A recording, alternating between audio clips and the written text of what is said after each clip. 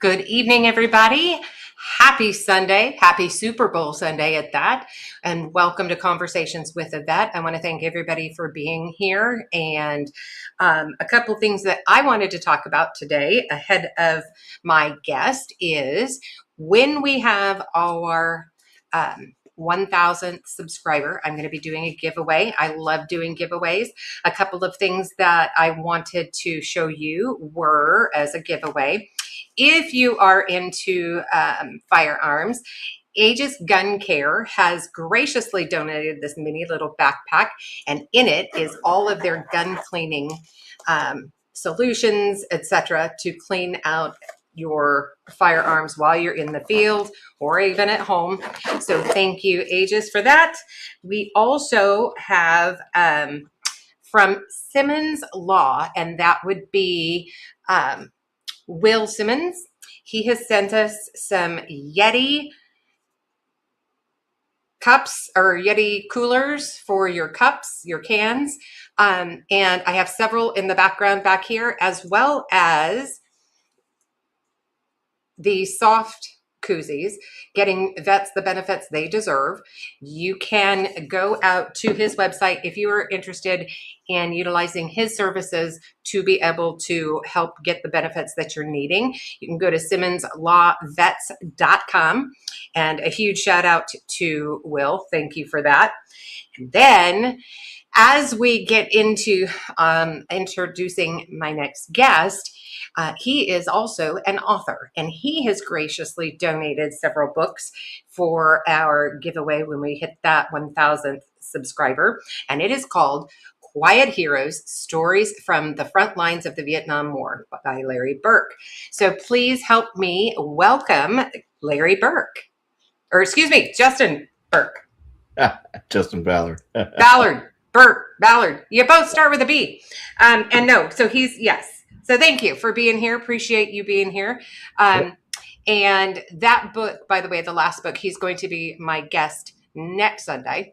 So huge shout out to everybody who is not watching the Super Bowl today. Are you a Super Bowl fan? Do you watch football?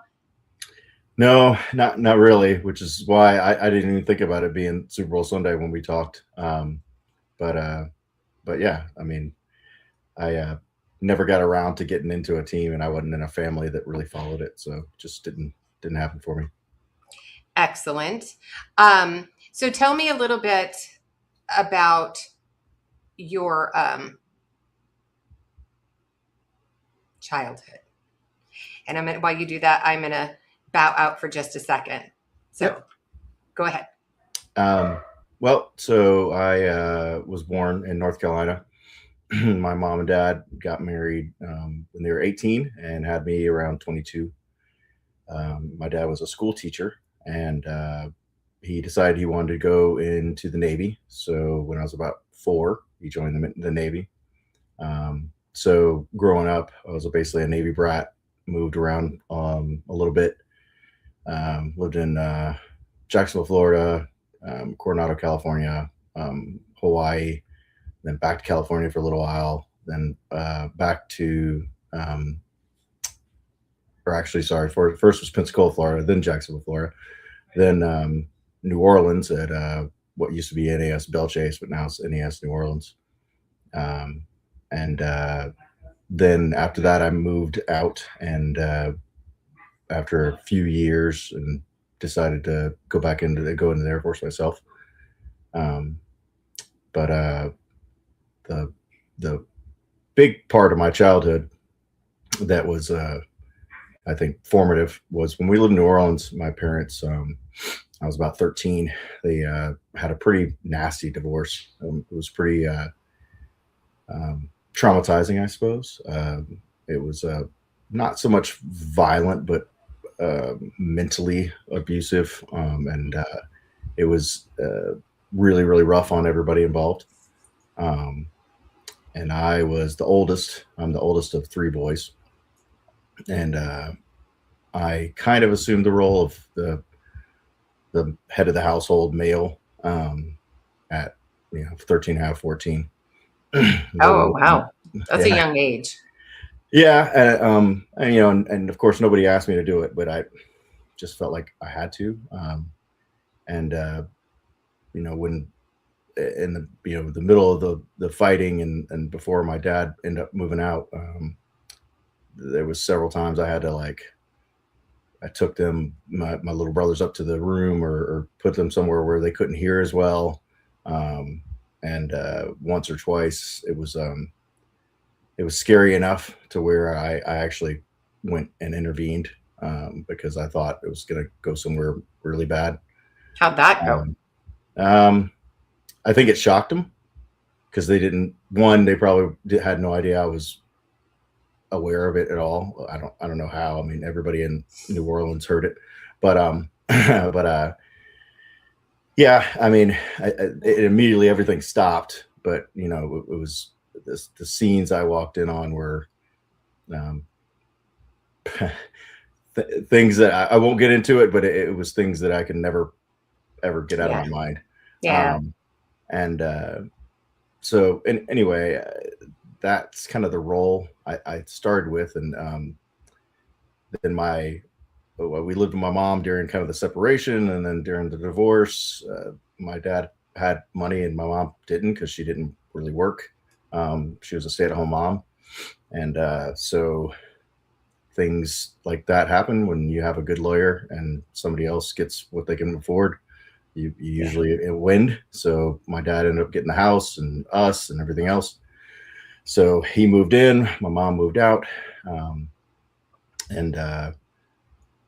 that started a whole different kind of section of life. At that point, um, I had been kind of acting again as the head of the household.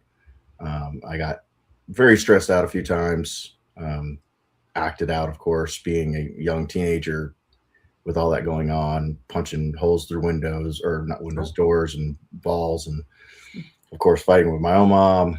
Um, at one point, she did have kind of a boyfriend, kind of, and he came over and he said something to me about my mom asked me to do something, and I said, "Sure, I'll get around to it." And he said something about you need to listen to your mom and do what she says when she says it, and um, I punched him in his stomach, and wow.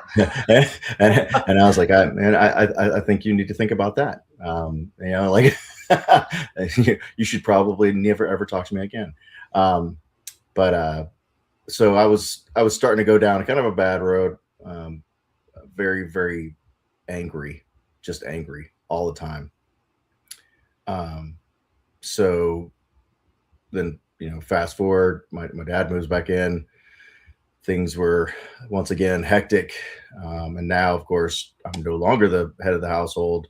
My dad's doing his thing, but he still worked in Navy. He flew airplanes, so Oh, okay. um, he was gone a lot. So he hired a nanny, for lack of better words, and she kind of lived in the house with us and helped keep clean and cook and took care of us. But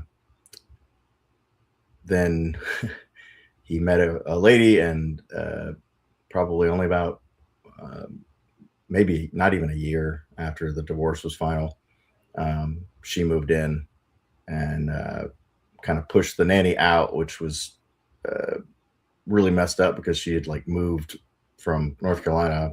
They were kind of like family or friends of friends of friends, um, but she had like left her whole life to come do this, and it was only like 10 months or whatever. And he was like, "Yeah, thanks," but it was just kind of a even back then. I was like, "Man, that was really messed up." Like, Yeah, uh, that's so it didn't end well. But then shortly after the um, my soon to be stepmother moved in with her two daughters. They did get married.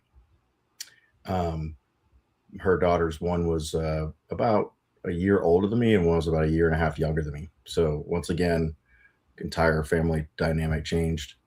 Um, and of course, they thought like that we were going to be like this Brady Bunch, like everybody was going to get along, and we were just very very different. And they were a little snobby. Not the Mm. youngest one. The youngest one was okay, but the older one, we just never got along. And she was just kind of this, uh, thought she was better than everybody kind of thing, at least from my point of view. And she would do little things, like underhanded things, like that I could never prove. Oh, yeah.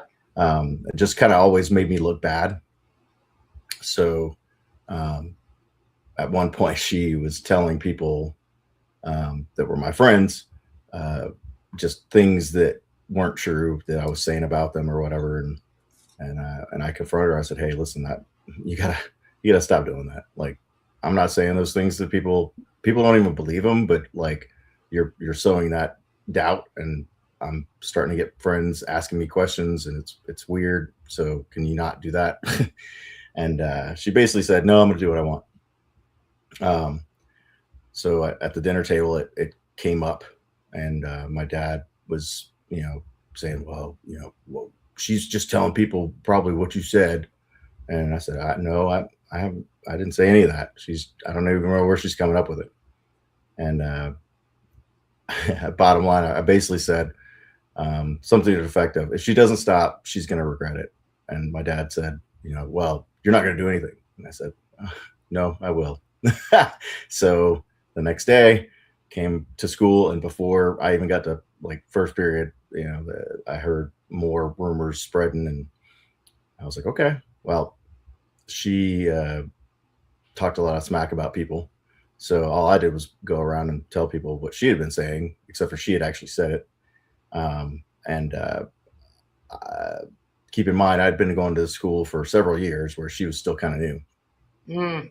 So my truth bombs shot through the school very quickly.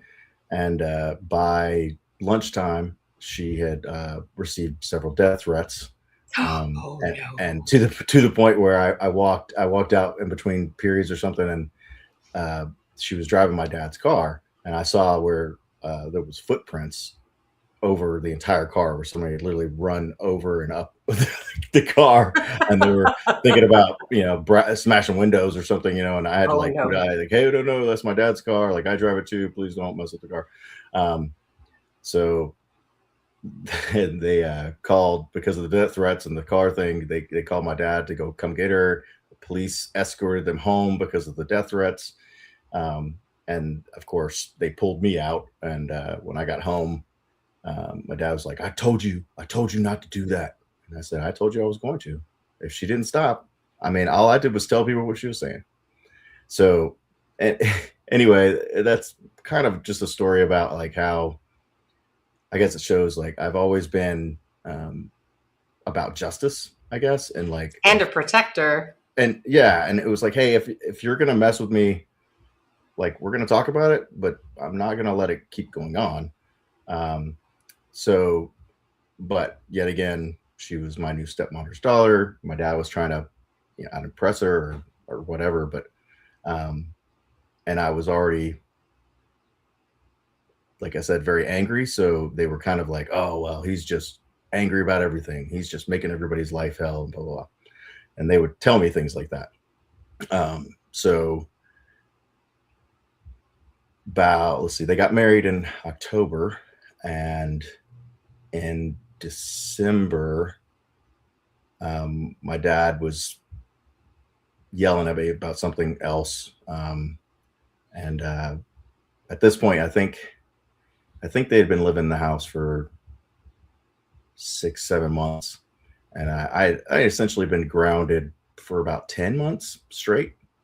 Um, so and it was just like prison. Yeah, I yeah. wasn't allowed to do anything. I wasn't allowed to go see my friends. I wasn't, so it came to the point where um, obviously that made me more angry. But there's a certain point where you're like, well, what else can they do to me?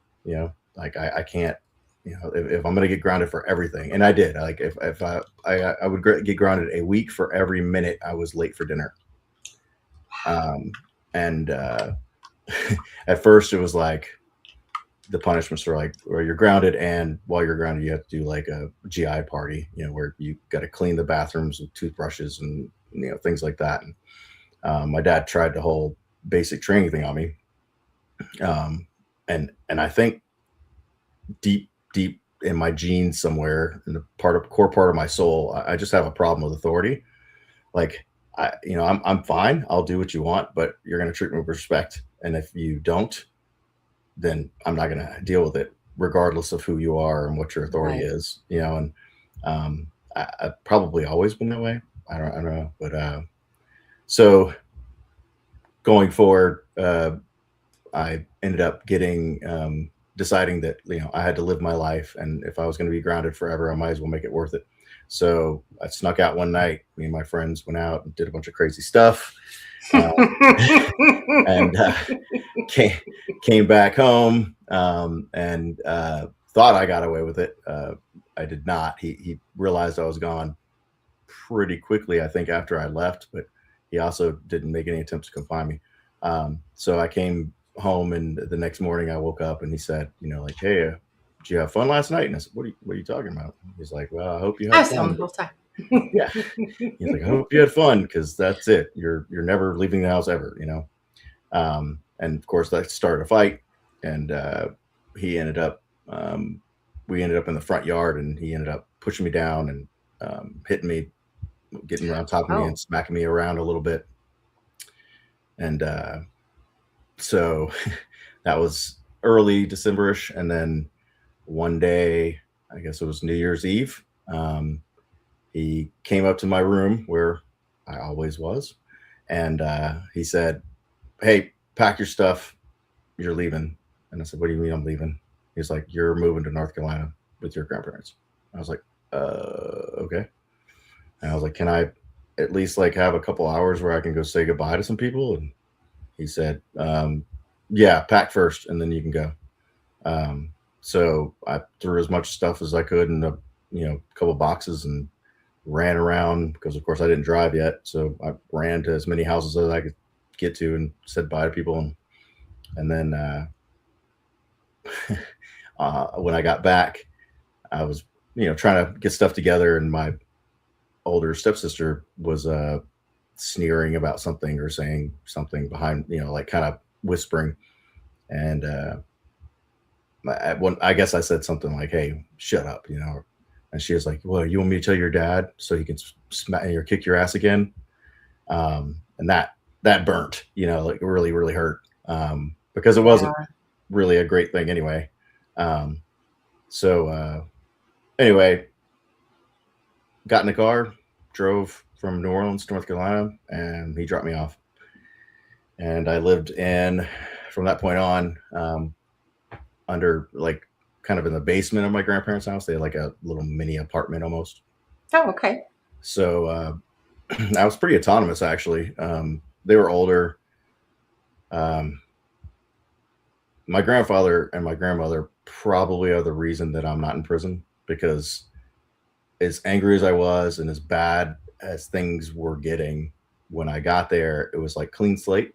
Like, hey, we trust you. You're a good person, and we know that. Oh, This is nice. situational. Yeah, yeah. So That's exactly what you needed.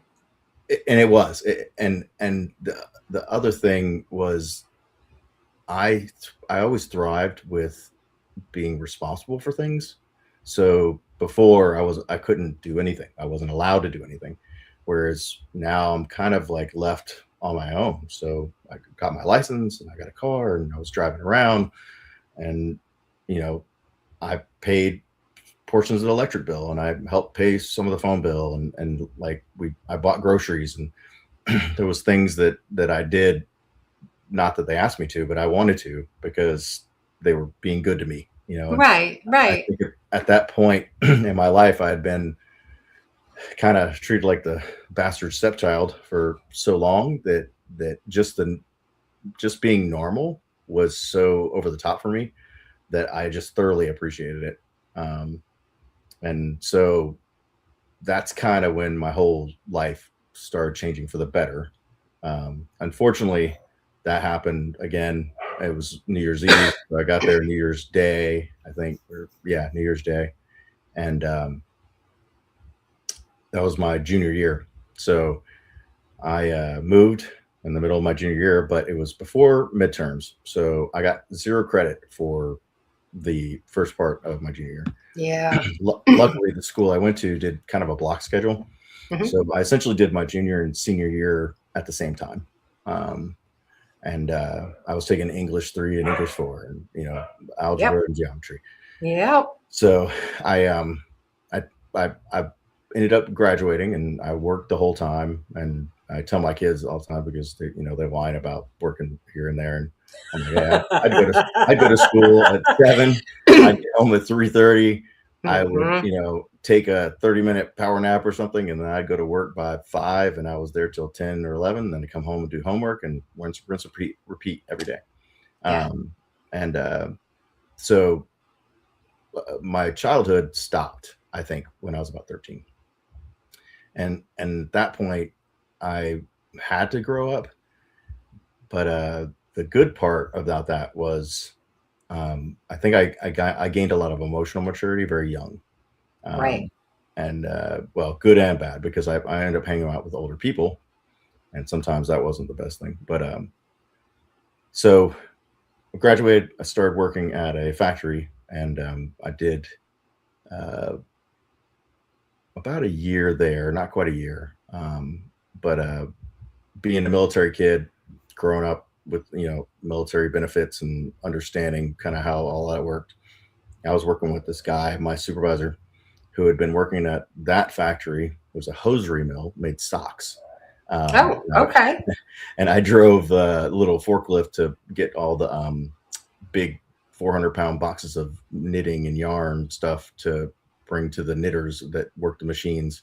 And then I would take the socks over to the seamers and do the heels and toes, and then take those to the warehouse. Um, and this my supervisor had been doing that at that factory for 37 years, Oh, from wow. 3 to 11. It was a swing shift. And he had worked for 40 something years at another factory from 7 to 2:30 or whatever. So he basically worked a double shift every day of his life. Oh, wow. Um, and he had nothing. Um, and he smoked like 8 packs of GPC cigarettes a day, and like didn't have a tooth in his head. And again, kind of being raised at least around the people I was raised, I was like, this is not what I want to do. I know that Right. there's a better way. Um, and my family, my grandparents were very, very into education. They worked in the education world, not necessarily as teachers, but um, in schools and colleges, and everybody had at least some kind of degree. So I knew I was going to go to college. I just knew also that I was not in a place where I was going to do well in college. I was probably going to just drink myself out of college. And so Yeah. anyway, so then that basically led me to decide to join the military. And of course, up to that point, I really was like, I never want to be in the military. I grew up with a TI for a dad. I'm never going to do that. That's hard. So I decided, no, it makes sense. Things are different, but I'm definitely not going to the Navy, because I grew up around that. And because he was an aviator, I grew up around Marines a lot too. And I was like, nope, Marines, they get yelled at a lot. I'm not gonna deal with They all get that. yelled at a heck of a lot. Yes, Yeah, yes. yeah. So that's when I kind of decided, maybe I go in. So Wow. that kind of sums up the first part, childhood part. And so how old were you when you went in? 18 and a half. And I 18 and a half. graduated at 17 because I had started school like way early for some reason. So I did, when I graduated, I was 17, but I didn't turn 18 until October. Yeah. So, all right. Now you decide this is what you're going to do. Did you tell your dad, or did you just do it? Um, I I don't think we were talking at that point. That happened a lot. We would go a couple of years here and there. If I did something that wasn't to his standard or disappointing, he would just kind of like stop talking to me for a couple of years. And so I Which don't is think that we were talking until, I think, right before I went to basic training. My grandfather told him. and I think we talked like right before I left, Okay. um, but yeah. So you decide this is what you're going to do, and you get to basic training. Now, you're used to having a drill instructor for a father. So, what was your initial thought when you get to the base for training? Man, it's so long ago. It was, yeah. So, We're digging deep tonight. so I think from what I remember, I went to MEPS and did the whole MEPS thing, of course, and it Mhm. starts at like 4 a.m. And if you look like you're going to go to sleep, somebody yells at you because it's like that they're trying to prepare you for what you're going to go into. Yeah. Um, and in MEPS, for whatever reason, they made me like the leader of a little group of people that were all going to the Air Force. So when they put us on the bus, took us to the airport, they gave me the envelope with everybody's files, and then they gave me everybody's tickets and their meal vouchers and all that stuff. And they're like, "You're in Wow. charge." I don't know why, it just happened. But I remember thinking, "Oh my god, like I have no idea what I'm doing, and now I got like other people I got to worry about." And we end up going from Charlotte to San Antonio, and then we get off, and I start seeing signs, go here for Air Force basic training, and so I'm like leading the blind, trying to find this place, and we get there, and then of course it's like, "Hey guys, hi, the buses will be here in just a second, no big deal." And it's a TI, the smoky hat, the whole deal. They're really being nice. I was like, "Oh, that's cool." Little surprised, were you? Yeah, yeah. I was like, I didn't expect that at all. Um, so so we of course get on the bus, get there, and then of course as soon as the bus doors open, it starts, and there's little footprints on the ground. You get on Yeah. get on the footprints, and they do the bag thing, or pick them up, put them down, pick them up, put them down. Just the initiation of, you're going to listen to me regardless. And I had it in my head like, this is not going to be the easiest thing you've ever done, and you're going to have to listen to people, and you're going to do stupid things just because they tell you to, and that's okay. That's part of the thing. So but yeah, the first time, uh again, I was standing at attention, and I don't know if it's different or what, but my dad, when he would make me stand at attention, and maybe it's the way the Navy does it, but he would have me like do like knife hands. So, Oh, so like and my here they hands were have you. like straight on, and Yeah. and they came over, and they're like, "What are you doing with your hands?" And I was like, standing at attention. And then I got yelled at for not saying my 6 magic words I'm supposed to say before everything.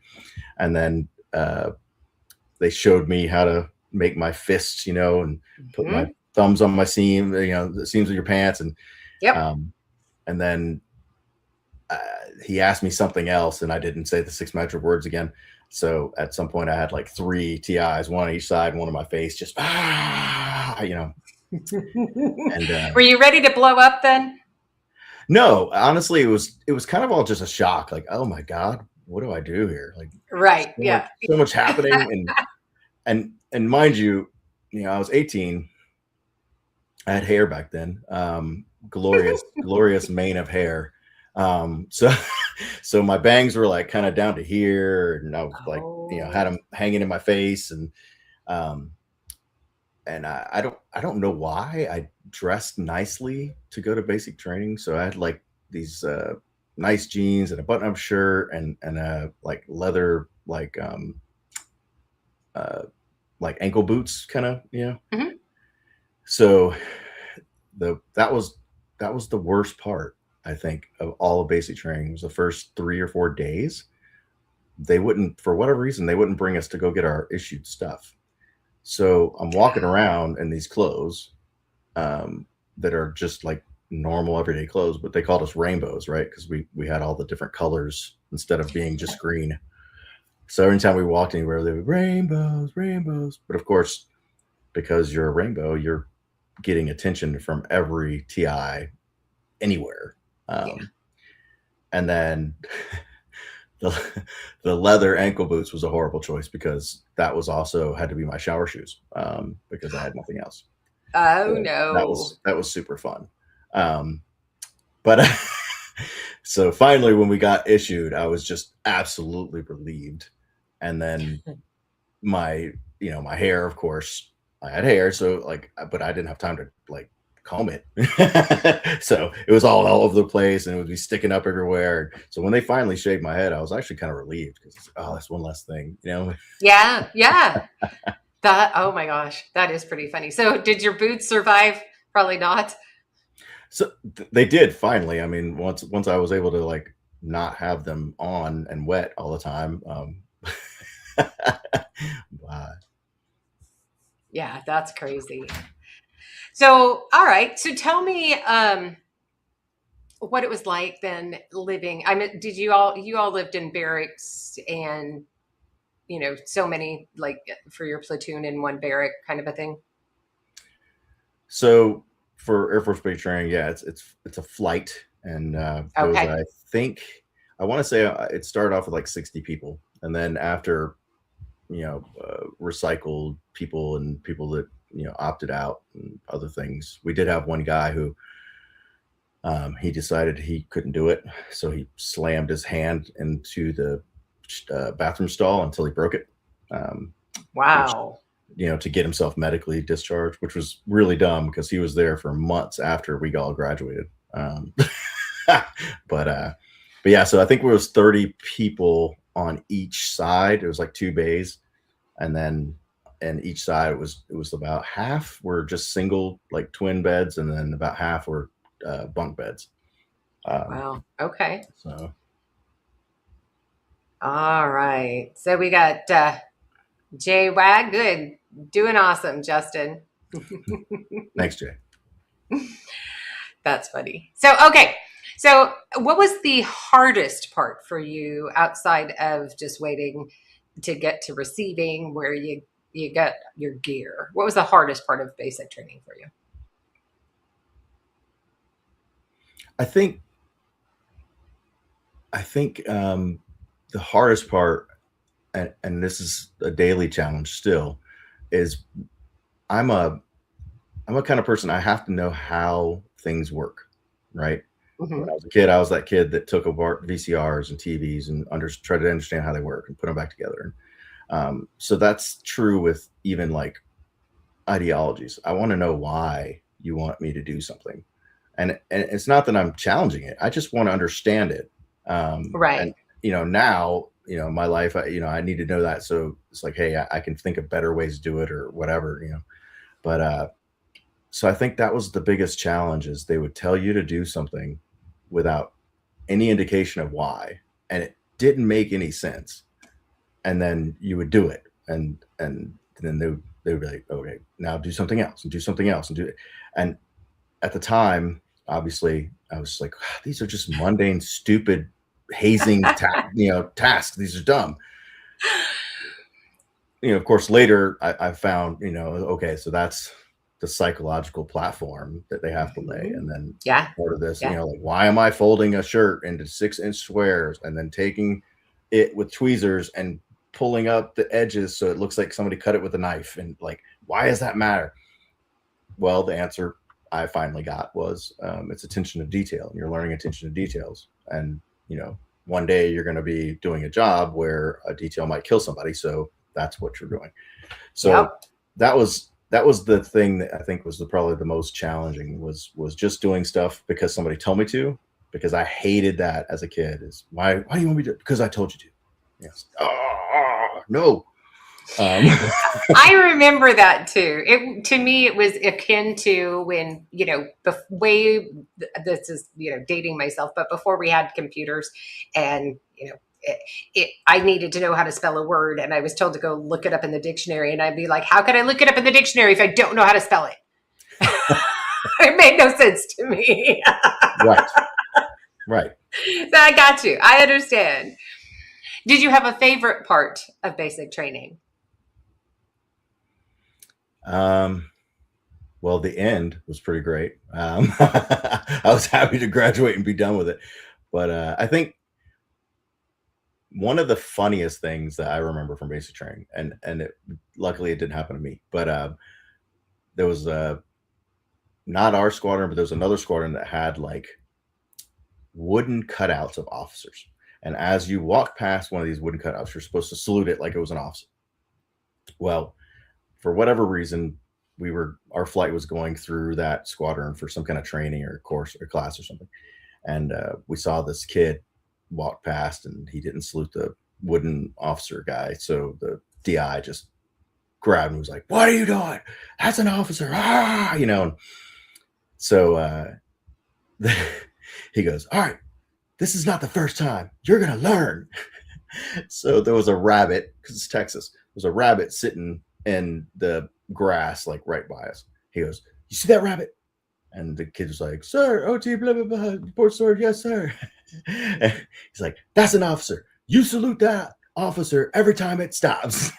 So we watched this kid run around chasing this rabbit for a solid hour. And every time, and you couldn't see the rabbit half the time. So he's just running through this tall, like wispy grass, and he would stop and he would just stop and salute and come back down. And then he'd start running again. He'd stop and salute. Oh my gosh. That's pretty entertaining right there. Uh Goodness. How long was your basic training for? Best guess. 6 weeks, I think. Yeah, it was like 6.5 weeks. Okay. Yeah, back then it was different. It's longer now, I think, because they added like new parts of it. But Yeah. I think it was just 6. What was your MOS that you signed up for? So I ended up being an aircraft mechanic. So after graduation, they stuck us on a bus and drove 8 hours or so from Lackland and San Antonio to Shepherd Air Force Base in Wichita Falls, Texas. Okay. Which is one of the armpits of the world. But there wasn't a whole lot out there. And like most bases, they built the base and then they built a ghetto right around the base. But yeah, I spent 6 months there almost, doing basic fundamentals, learning how to. I mean, they start off, of course, that nobody knows anything. So you start off with, this is a hammer, this is a wrench. Like serious? That. Oh my, that's interesting. Absolutely. Well, I guess everybody's had, got different skill sets at that moment. right? Yeah. Well, and they just treat it like you've had zero exposure, and maybe some people didn't, So that's crazy. But yeah, so I did that for 6 months, and then I graduated from there and went to Little Rock for, I think it was 30 or 45 days to learn. They call it hot training. It was hands-on training, to learn C-130 specific maintenance. So I worked on C-130s at Little Rock, and then graduated from that and went home for my 2 weeks recruiter's assistance and some leave, and then went to my first duty station, which was Ramstein Air Base in Germany. Okay. So let's go back just a little bit. So, what was I going to ask you? So you were, what was it that made you decide you wanted to learn about the mechanics of an airplane? Well, like I said before, I've kind of always been that kid that took things apart. I think I've always been mechanically inclined. Had I been more supported in my childhood, I probably would have been an engineer. I've got a mind for engineering. I make stuff all the time. And over the years, I've taught myself things or taken classes, and I can make just about anything, Nice. and have. So yeah, I think learning and C-130s, out of all the aircraft, I love C-130s because it's the Sanford and Son truck of the Air Force. Mm-hmm. So it's just made for haul and trash, and everything is open, and you don't have to pull a lot of panels a lot of times because it's just like there. They threw a blanket on top of it to cover it up, and we're good. Yeah. So, for the reference that you just made, for the younger generation, Sanford and Son was an old television show back in the 70s and early 80s. So, great show. Probably not so PC anymore, but absolutely lovable show. Yeah. But anyway, okay. It was about a junkyard, a family that owned a junkyard. So they had this Yep. big crappy truck that they hauled junk around in. Yep. Loved it. I loved it. The humor was amazing. So you get to Ramstein. What did you think of it when you first stepped off that plane? I mean, how different was it from your experiences in the U.S.? So that was the first time I'd ever gone overseas. Mm-hmm. And I'm going on my own. You know, I spent 12 hours, I think, layover in JFK, and was so scared I was going to miss my flight. I literally just like slept in the, gate and didn't leave except for grab something to eat and use the bathroom. But, I get to Ramstein and before cell phones, supposed to meet my sponsor, who was somebody in my shop that had been assigned to kind of come get me and show me the ropes. And we had emailed and I had his phone number, but I didn't have a phone. So somehow we missed each other. And I had been talking to some Army guys at like the kind of receiving area. It was like baggage claim, that stuff like that. Anyway, they still see me sitting there, and I'm sitting there. And finally they're about to leave, and they're like, "Hey, does your sponsor never come get you?" I was like, "I don't know what he looks like. He doesn't know what I look like. And I've been sitting here, And they're like, "Well, where are you going again?" I said, "I'm going to Ramstein." I said, "We'll give you a ride if you want." I'm like, "Okay." So I like literally random strangers, but it was like, you're American and you're Army and we're in Germany. I don't have. And that's a whole other era back then too. So yeah. So they drove me to Ramstein because they were going to Baumholder, which was an Army base literally just past Ramstein. So it wasn't a really big detour for them. So they give me to base, and they're like, "Where are you going?" I was like, "I have no idea." So they like dropped me off at I think the enlisted club, and there I found and actually they almost didn't let me in because there was still a difference between the NCO club and the Airmen's club. And but they let me in to use the phone. So I used that phone number and called, and the guy that was at the airport, he was like, "Oh yeah, I waited forever and I never found you, so I came back to work." And I'm like, "Awesome." So nice. He came and got me, and then showed me where work was and took me to the dorms. We call them dorms in the Air Force because they're a little nicer than barracks, I guess. I don't know. They're nicer than most branches. Yeah. I mean, that's why I joined. That was literally the reason why I joined. I was like, "Hey, I want to like go." They keep on joking about how like the Air Force, deploys to hotels and has cable, and I'm like, that sounds like an awesome deal. Right. Unfortunately for me, Kobar Towers happened right as I was getting out of tech school and basic training, so I never ever got to deploy that way. Oh wow! But yeah, so yeah, that started off with me. I lived in the dorms and single. 19. It was 7 days after I was 19. I got there. So, how long were you there for? So I did 2 back-to-back tours because for single people it was a 2-year tour. So it was 4 years almost exactly. Okay. Now, obviously, I can't say obviously because I don't know. So back then, were you able to mingle with the civilians, eat the local cuisine? Oh, yeah. Did you have a favorite food that you ate? All of it.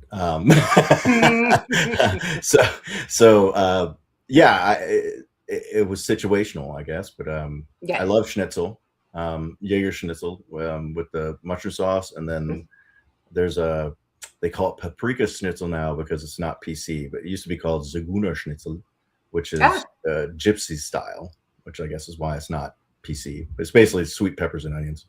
And then Okay. there was a cool little truck stop that we would go to after we had been clubbing all night.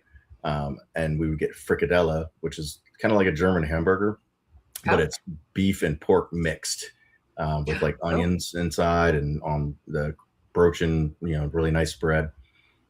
It's amazing. But nice. Anytime you can put beef and pork together, it really does something to the Mhm. sandwich or hamburger. Yeah, I agree. So 4 years you spent there. Where Mhm. did you go after that? So after I left there, I decided that I was going to get out and go to the Air National Guard because the last year and a half to 2 years, um, it was during the Clinton era, and the Clinton cutbacks where they basically had cut about 35 to 40% of the forces in the Air Force, Yeah. during that time period. And by doing that, they offered people early retirement and all kinds of stuff. So people, the middle tier of leadership on both the officer and the enlisted side just left. So as soon as I put on E4, they made me a NCOIC of a small shop, and I was in charge again. And like I had to carry a little letter with me to say like I was NCO, because they were like, "Well, we need to see your NCO," and I was like, "I'm the NCOIC." Like, "But you're an airman." I was like, "Well, one's a duty title and one's a rank." so, and here's the letter from the commander saying I can order parts. But, If you want your planes to fly. yeah. So, so yeah, like, so at that point, I had taken a couple classes, but and like I said before, I knew I was going to go to college. I just wasn't ready. So now I'm ready, a little older. But I just could not find the time to do it because now I'm letting my airmen go to school, and I'm letting, I'm doing all the extra work to make sure everything's functioning and staying at work late and all that. So I decided if I ever really wanted to go to school, I better get out, do it now. I got GI Bill, and so I did what they call Palace Front, which was my last day of active duty, was my first day of the Guard. So there's no break-in service. Okay, that's good. And so at this time, what year was that you got out? 2000. Okay, so you go into the National Guard, Mm-hmm. and did you have to go through their basic training? No, because I was already qualified. It was the Air National Guard, so it was a pretty much lateral move, and I was already at that point. I just put on Staff Sergeant E5, and I went basically was working on airplanes there. I went to the West Virginia National Guard in Charleston, so they call it Charlie West. So they had C-130s too, so it was an easy transition.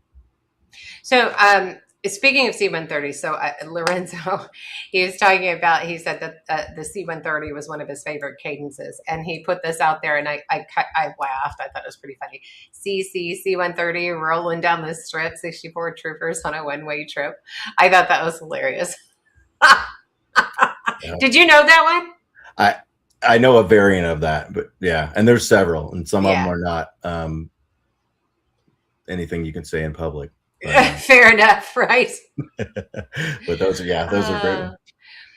All right, so how long were you in the National Guard? So that was another weird. Everything I did was like the hardest thing possible. So so I go to the Guard, going to school full time, and I'm also doing the VA work study program, Mm-hmm. where I was the clerk for the vet center, the local vet center. Oh, nice. So that was my first experience, and they do that because the VA will try to pair you with something that's kind of on your degree. And I was a psychology social work major. Oh, well, nice. So I 2 weeks out of the month, I just didn't get a day off because I would have to do drill during the weekend. So I would do my 12 to 15 hours school, and then in between 25 and 35 hours of work, and then go to the Guard. And I was living off my GI Bill, so it basically paid for my rent. And Yeah. we had just my wife and I had just gotten married, and she's from Ireland, so we did the whole 90-day fiance. I met her while I was overseas, and Ramstein. I went to Ireland on vacation. Met her in a nightclub. Look at that. 2.5 years later, we got married, um, and so yeah. So between us both, we made about $2,200 a month, and 1,800 of that or so was all GI Bill or VA money. And if I didn't go to school, I didn't get it. Yeah. So I took classes during the summer. I took so I graduated in 3.5 years. Well, during that time frame, of course, September 11th happened, and being married, we're talking about maybe having some having kids and things like that, and going back to, oh my God, I was a military brat, and I was in the military, and now I'm thinking I might not be in the military. How does that work? Like, how do you have kids and not have TRICARE? Like, what? so me and my wife talked about, what if I went back in? So I called a Active again, recruiter. full active. Yeah, yeah. And I called a recruiter, and to be honest, he scared the shit out of me because I didn't know there was a difference between enlisted recruiters and officer recruiters. So I called the enlisted recruiter because that's what I knew.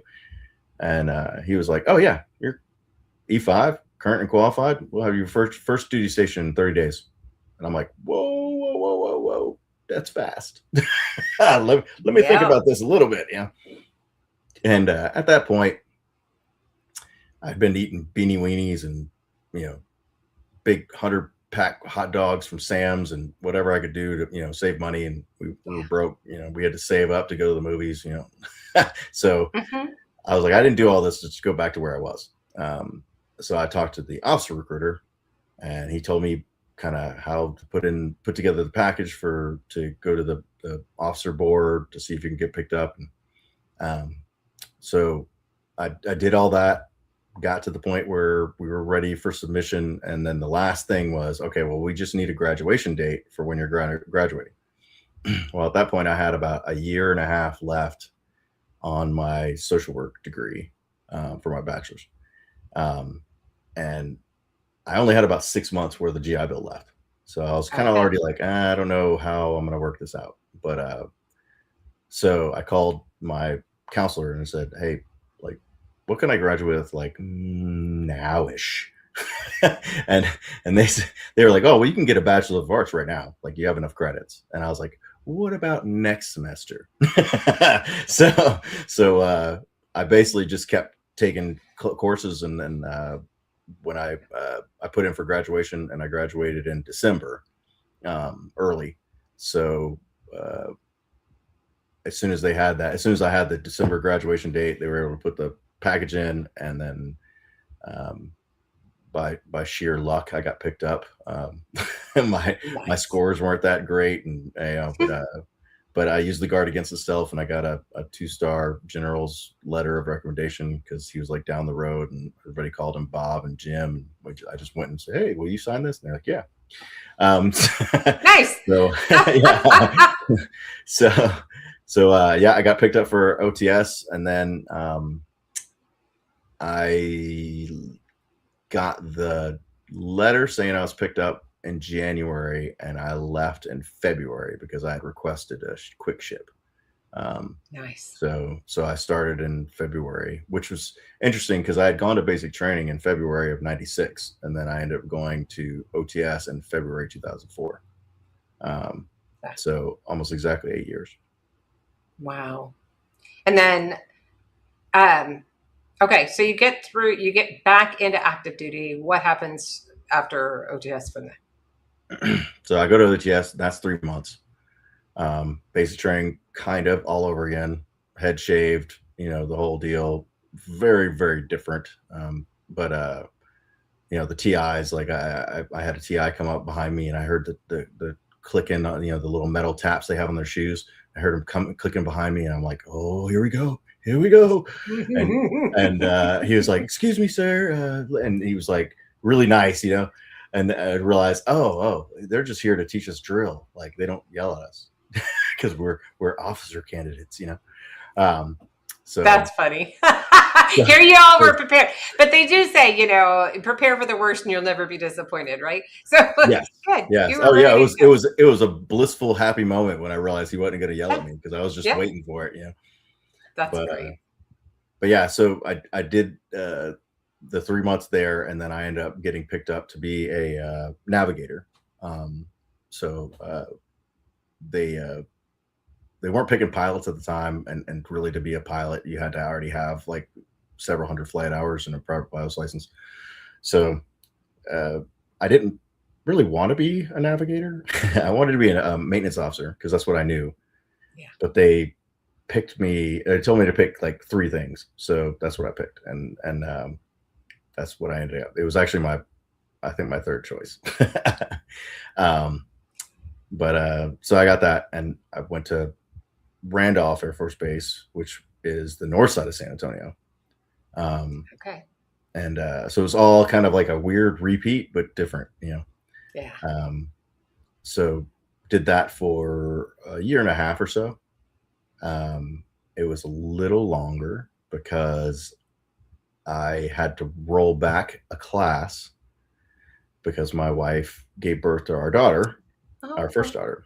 So they let me take that first couple weeks to stay at home and be with the baby and be with mom, and I rolled back to the second class. I stayed there about a month longer than everybody else, yeah. But still graduated, and then I ended up tracking C-130s. Look at that. Full circle, right? Yeah. Uh, okay. And you did that from. So I graduated Randolph in 2004, and then I went through. What did I do? Oh yeah, so I went then to Little Rock, and was there from 2005 in training, the end of 2004, early 2005 in training, to learn how to be a navigator on C-130s, and then did the survival school and water survival school and all that stuff, and then finally kind of came back, and I just switched from the training side of the base and the squadrons to my active duty squadron, which was just like down the road. So I was there at Little Rock from 2005 to 2010. Wow. Wow. After that, what did you do? Where did you go? So I deployed 3 or 4 times while I was there, mainly to Iraq, Ballard. It was during the surge. It was a hard time to be there. It was right after Fallujah fell, and there was still a lot of well, it was when Petraeus had first taken over, I guess, and we were shuttling people nonstop in. So we'd fly to Kuwait from Balad, which is just north of Baghdad, to Kuwait 3-4 times a day, just shuttling people and stuff back and forth, back and forth. Yeah. So I did that.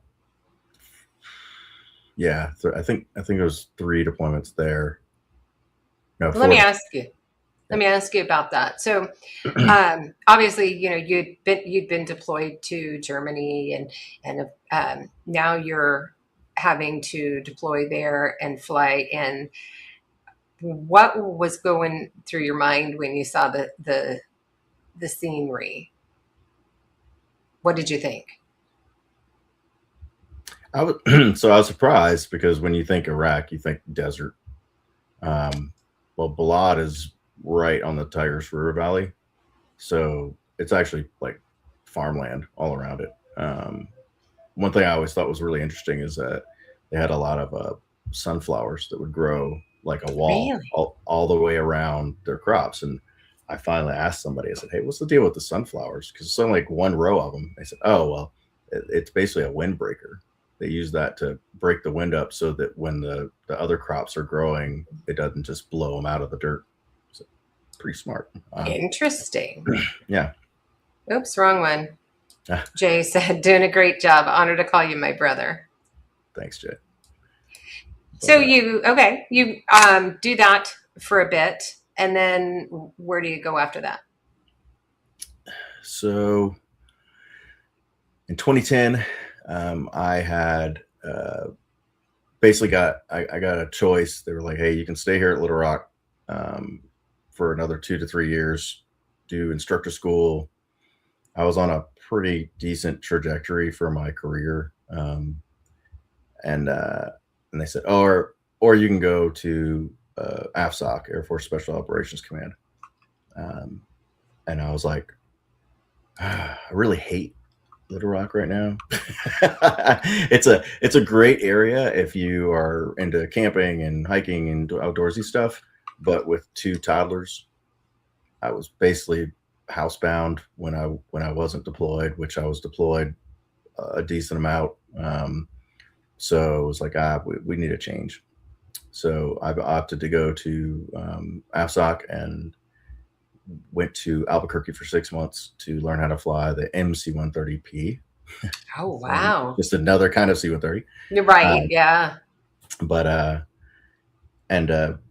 did that, ended up coming to the area I live in now, near Eglin Air Force Base, and Hurlburt, and flew out of there, deployed again to Afghanistan, Iraq again, and then Kuwait, because we shut Iraq down. I was actually, in 2011, I was the last American aircraft out of Mosul and Tikrit. We literally had the air traffic controllers and the last people, on our planes landing in the dark. It was interesting. We're shutting down a base I've been to many, many times, and everybody was gone. The locals were cutting holes in the fences at night to come and steal air conditioners and stuff. Wow. Okay. We had to abort a takeoff once because there was a cow that had gotten through one of the holes and was just like sitting on the runway. But it was interesting because we were just kind of alone and afraid, and going back, I guess, to me being kind of an engineer, I was able to learn how to pick locks, and so I was able to pick some locks of these buildings that had been locked up, that were empty, but somebody still had to clear them before we actually left the base. And it was easier than chopping them down with an axe, right? So, oh yeah, yeah. I was able to find a TV decoder and some, like, several hundred feet of landline cable, and then I found a Wi-Fi router that was still live. That somebody had paid for Wi-Fi, and I just left, and it was still on. And then a 20-foot pole and an antenna, and I basically wired it all together. And we were the only people on base that had internet and TV. And it was about this time. So there was a Super Bowl on, and I had about between 2 rooms. And I'm saying these are like 8 by 10 rooms. So like a normal bedroom, kind of a small bedroom. We had about 30 people in each one trying to watch the Super Bowl. Goodness gracious. That's a lot of people in that little room, but that's funny. But I got a lot of street cred for being able to figure all that out and wire it up. And so it was good. It was a good time. But all right. So a question that I generally ask for those who are deployed overseas, especially Iraq, Afghanistan, Kuwait, etc. Did you get to eat any of the cuisine there, mingle with any of the civilians? I know I asked about that in Germany, but so not really. They had a lot of third country nationals, a lot of people from India and Nepal, a lot of Turkish, but the locals were not friendly. And they would not hire them at that point to come on base at all. Interestingly enough, because the most of the people at the chow hall and several of the other workers and they were all from India, and I made friends with the little guy that worked in the morale center, because I would sit there for 3 hours to make my 15-minute phone call twice a week. And I actually sat and talked to him long enough. I learned some Hindi. Oh, wow. So it's just a couple of phrases, but whenever we would go through the chow hall line, they'd be talking and they'd say something, and I'd basically say like, "Hello, how are you?" in Hindi, and they would immediately get quiet. It's like, "Oh, white boy knows our language, like, watch what you say." That's funny. But So, how long in total would you say you were in the military? So between the guard and I go back. When I went back to active duty to go to OTS, I did what they call a palace chase, which is typically what people do to get out early of active duty to go to the guard. I'm the only person I ever met that went backwards, but it's really just a program to get out early from one service obligation to start another. Right. So I had no break in service. So overall, I did just shy of 24 and a half years. Wow. Retired in 2020. And the last 6 years, my airplane retired finally. And so everything I'd ever worked on or flown in the Air Force had retired and was in the boneyard. Oh, wow. So, and I was at like 18 years. So I didn't know I was going to stay past 20. So I was like, hey, I don't want to learn a new airplane. Let me do staff or something. So I did headquarters staff at AFSOC. And then I had an opportunity for my last tour to do Ramstein again. So I went back to Germany. It was my first and my last tour. And I did 3 years there from 2017 to 2020. But obviously, first time I was a E2, one strike, single, living in the dorms. And second time I was a major, Wow. family, kids, working at headquarters. And it was a very, very different experience. Lived off base in a quiet little German village. The first time I was there, I kind of learned some German. I would call it restaurant German.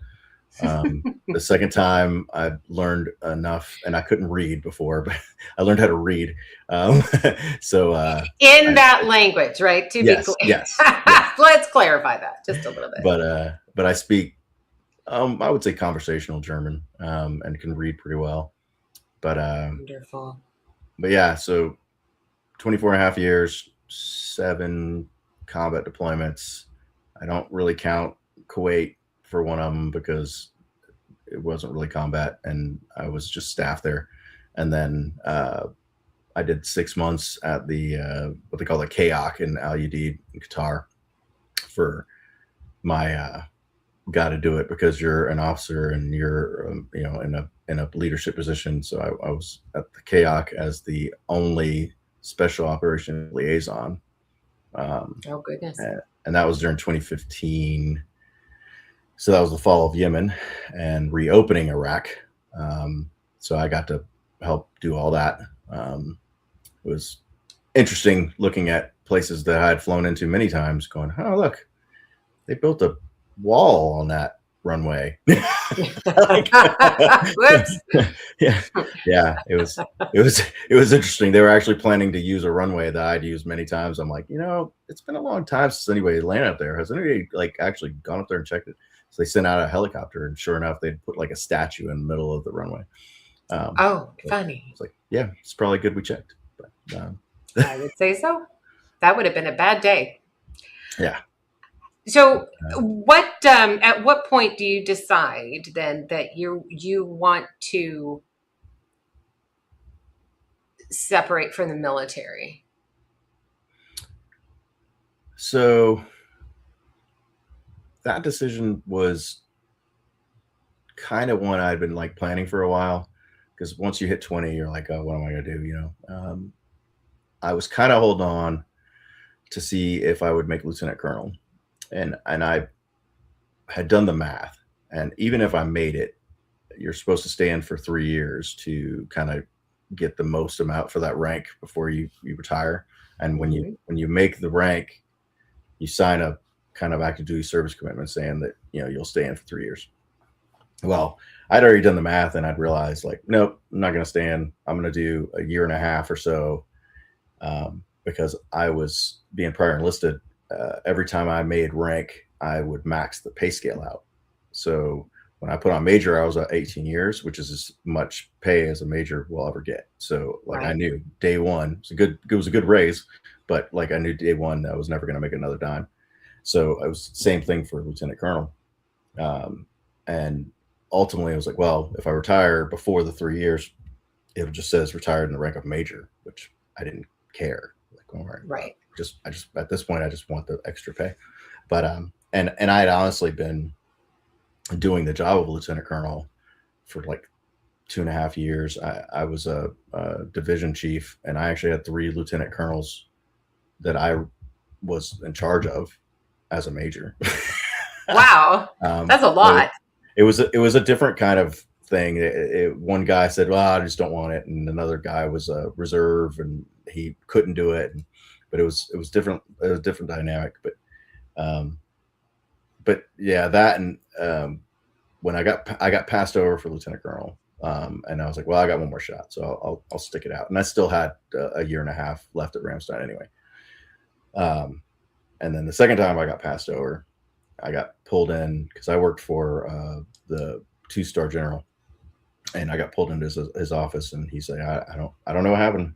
Like I even put a little sticky note on there to say, hey, promote this guy."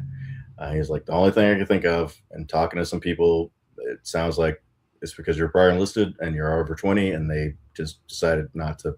They don't want to waste a rank on somebody who's going to just retire. I was like, okay, well, I mean, it makes the decision easy, right? Um, the problem was that we had planned on staying in Germany. So my wife being from Ireland, that was the closest we had ever been to home for her. So it was an hour, hour and a half flight. Yeah. And so I already had a job, I already had everything lined up. But overseas, you have to go through the base to get housing, to get your car registered, to have your kids in school. Everything goes to the base. So to retire, I had to out process all those things, and so I needed my wife to like get a job at the BX or something to get that logistical support and be the sponsor while I was retiring. And then as soon as I got my job and everything, we would just switch back.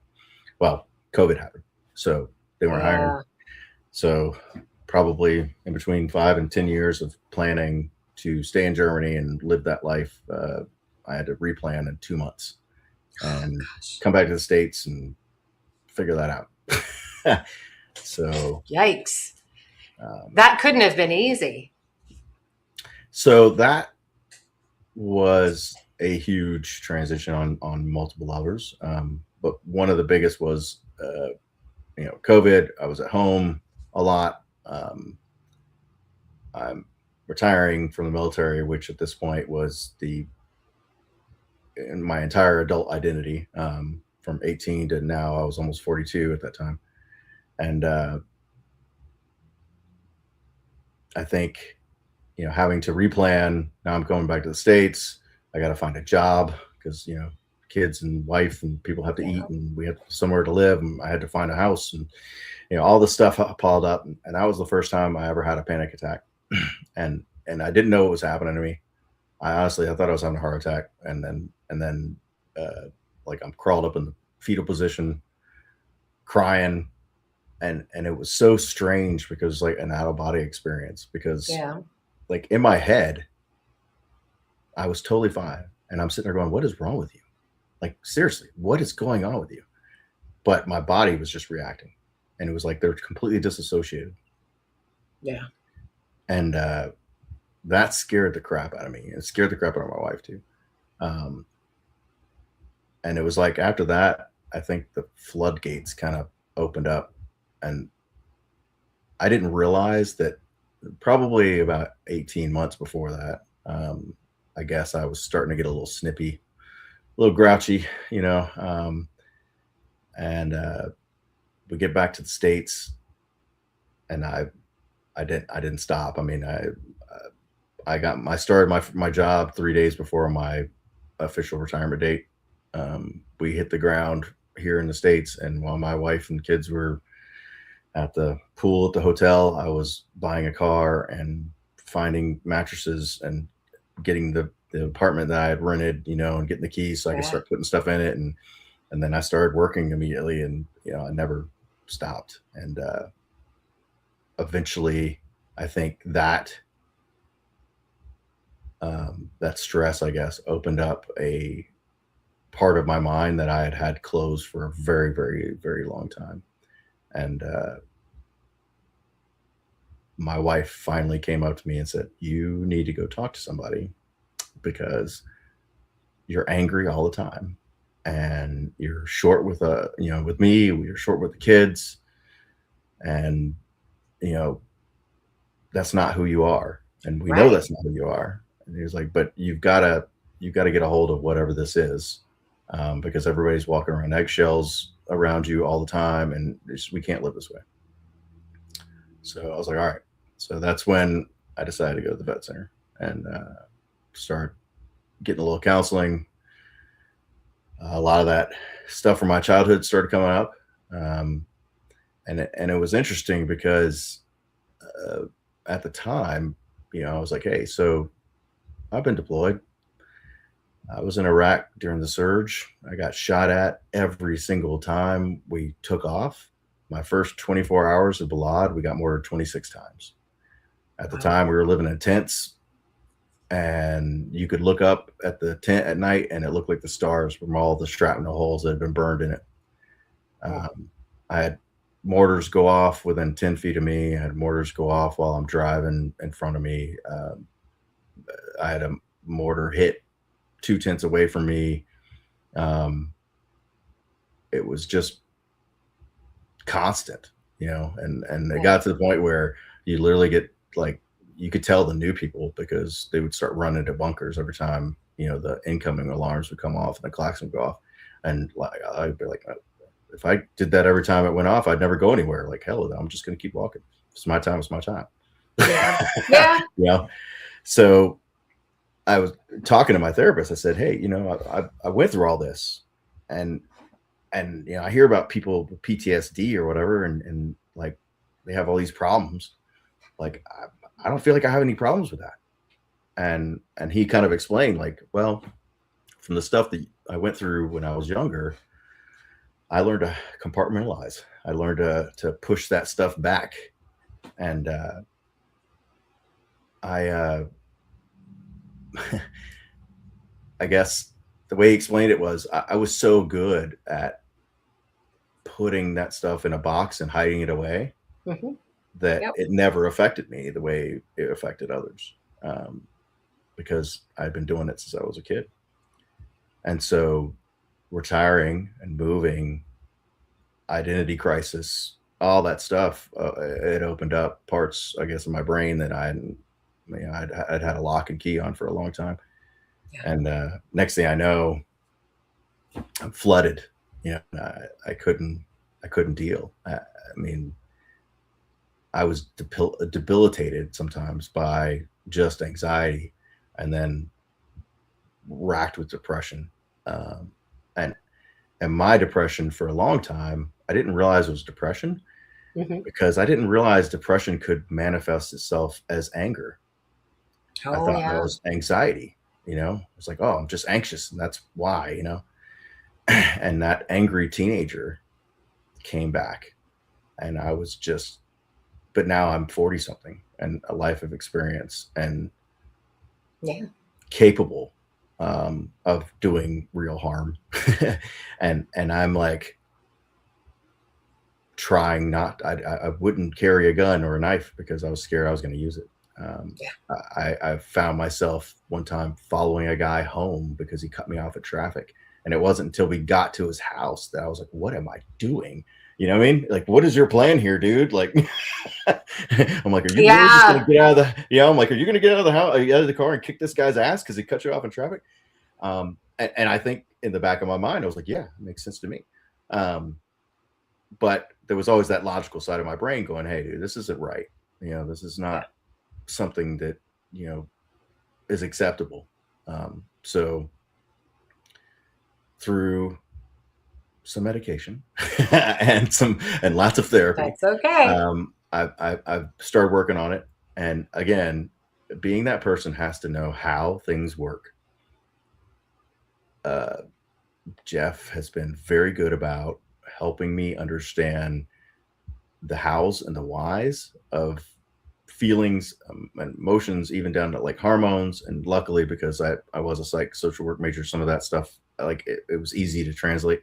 Right. So I've always been very introspective as well, because again, I got to know how and I got to know why.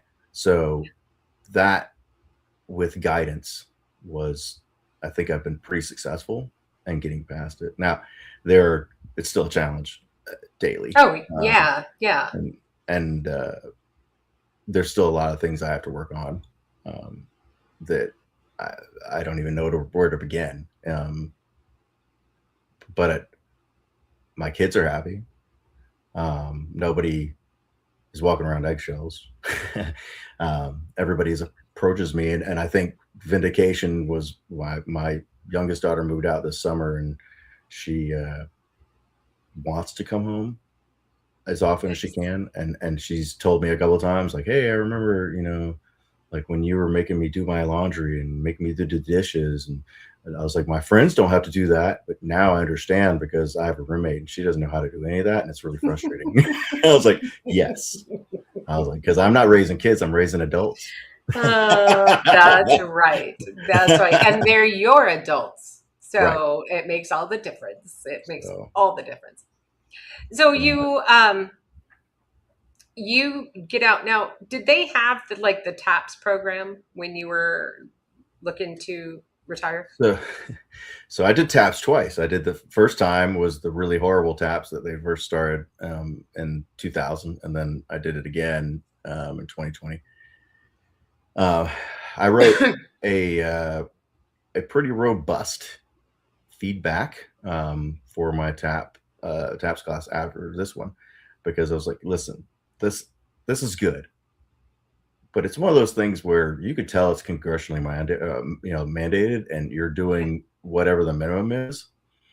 I was like, there's zero reason why somebody who's been in the Air Force for 20 plus years and is retiring should be in the same room with some E4 that did 4 years, because we have very, very different situations.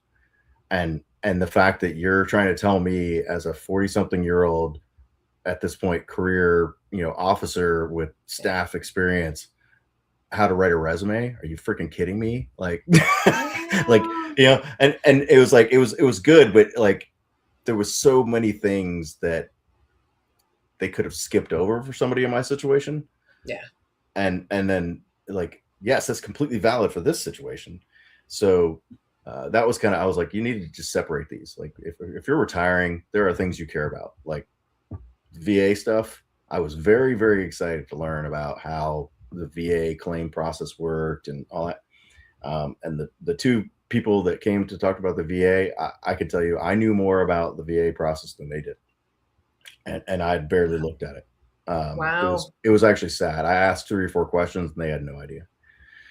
So that was an interesting kind of part of my retirement as well, because there was nobody to help. The VA people that were there in Germany at launch school, they were really just there to take your forms and put them into the system. So I took the 6 months before I could put my paperwork in, and I taught myself how to read the CFR 38, which is like the VA Bible. Okay. And kind of figured out how that was. And whenever I put in my package, it was completely done on you can't submit it until day 180. And on day 180, I submitted it with birth certificates and marriage certificates, and boop, done. And luckily, with the research I did and everything else, I ended up getting 100% right out the gate. So good for you.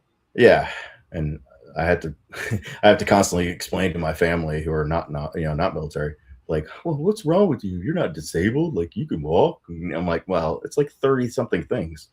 Yeah, a lot goes into that. They don't just Yeah. give out 100%ers right off the get go most often. So, Right. Right. yeah. Um, so I'm going to go ahead and ask those in the chats and those listening. If you have questions for Justin, go ahead and put those in the chats for me. Let's see. I had a couple things. So Jason says, thank you for your service, sir. And then Lorenzo was curious to know the difference, the biggest difference you noticed between the National Guard and going, active and then National Guard and then active again. So I'm going to caveat this with my Guard experience was very different than many's, but so I hated the Guard. Most people, you'll hear the exact opposite. And I think it was just where I was in my life. But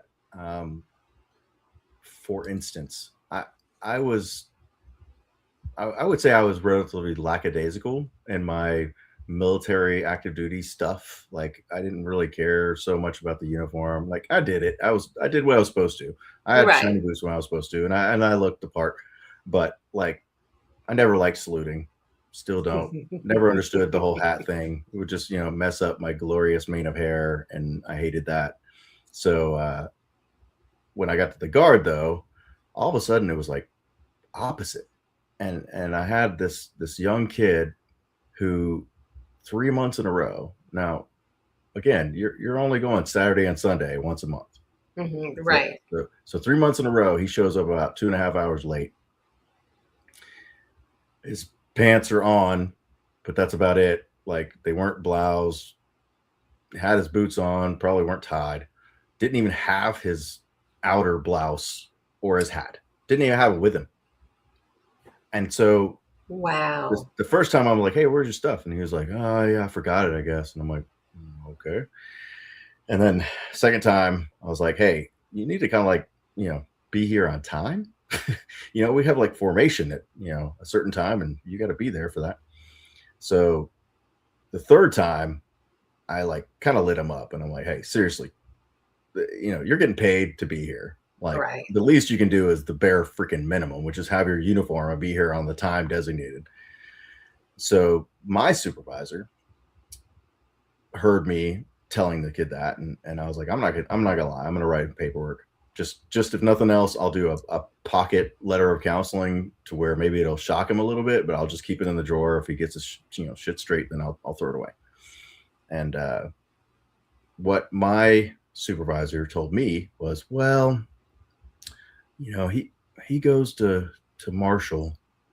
He's a football player, and I think if you do that, he's going to go to Marshall and talk about how horrible the Guard is, and it's going to affect recruiting and all stuff. So I just don't think that's a good idea. And it was there I was like, oh my God. Like, I know the joke was always that like everybody's friends and Bob and Jim and there's no rank, but it was such a hard transition for me. It's like there's at least the minimum. Do it just this much, Yep. And they just, and I'm not saying everybody was like that, because they weren't.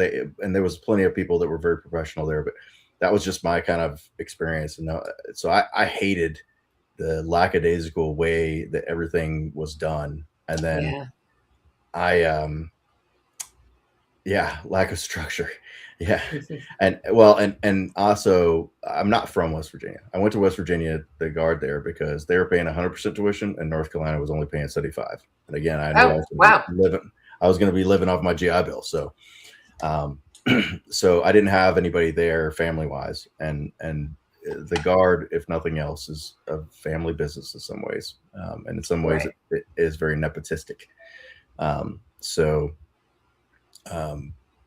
They would save up the crappy jobs for me because somebody else had their uncle or cousin or whoever during the week saying, no, we're not going to have them do that. But I didn't have anybody with, having my back during the week. So I'd get there and got all the crappy jobs.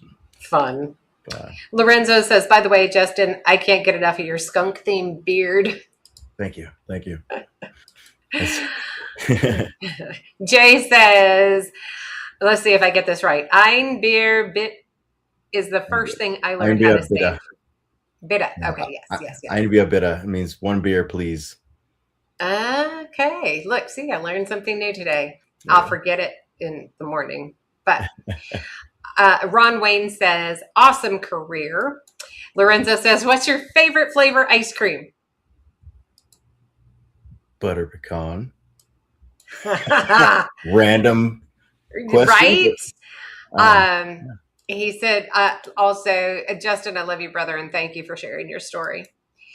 you're So welcome. I want to thank everybody for coming out today. And especially on a Super Bowl Sunday of all things. But I'm going to tell you a quick rant here from me is, you can't get it unless you're paying a higher subscription than the subscription that you're already paying for. And I refuse. And I just, it's like, no, I had enough. So I was like, well, guess we're not watching it today. I'll find out who won tomorrow. I So just want to see the commercials in the halftime show. That's I know. Sounds like Budweiser had a good one though. ah, Back to America, so that's good. And again, for those of you watching, please help me give Justin a big thank you for being here. I do have to say, Justin, I absolutely, positively love your shirt. thank you. Yeah, Yes. this is the Till Valhalla project. Yeah. I Yeah. support them. They're an amazing group of people, and They are. I wear this kind of stuff all the time just because I think there's a lot of people like me and other people walking around every day that may not be feeling so good, and Right. maybe seeing something like this maybe will help them in some way. It's kind of like I have a little thing I hang in a car that says, if you're looking for a sign not to commit suicide, here it is. Yeah. You never know. Maybe That's somebody right. saw it one day and was like, hey, that's it. Yeah. Ron Wayne says, thank you again for your service, Justin. Awesome story, sir. Thank you. Jeff says, Justin in the Super Bowl is the Super Bowl champ, is my guess. So, all right, everybody, thank you again. Join me again next Sunday, please, for another great guest. And y'all have a wonderful rest of your week.